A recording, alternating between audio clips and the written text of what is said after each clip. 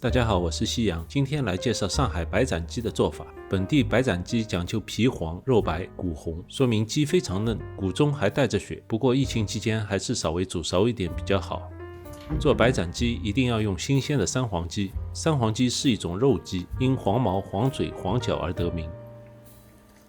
杀鸡时不要像我一样中间开膛，加肉时鸡皮容易收缩。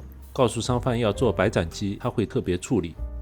从关节以下剁去鸡脚，也是防止鸡皮收缩影响美观。白斩鸡的鸡皮很重要。锅中加黄酒90度左右，将鸡入水烫个10秒钟，马上进入凉水中。我这个碗有点小，浸泡个10来秒，再次提起没入开水锅中，这样一提一放，循环3次，让鸡肉和鸡皮分离。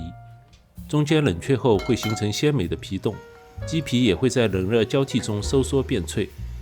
3次循环后，把鸡完全没入开水中，加入2片生姜，1个葱节，开大火，看到冒小泡后，转小火加盖烧煮15分钟。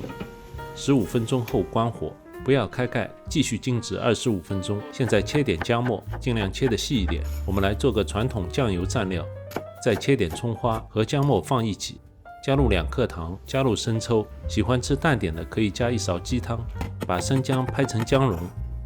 挤掉点姜汁，放入碗中备用。同样切点葱花，放入姜蓉当中，加入2克盐，淋上食用油，1碗葱姜蘸料就完成了。2种蘸料蘸白斩鸡都很不错。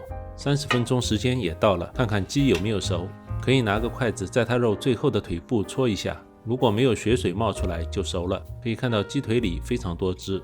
喜欢我视频的朋友请点赞并订阅，谢谢您的支持。把鸡捞出后放在凉水中冷却，凉水中冷却可以使鸡皮变脆，并形成皮下皮冻。等彻底冷却后，从水中捞出，晾干后刷上麻油，让鸡皮上色发黄。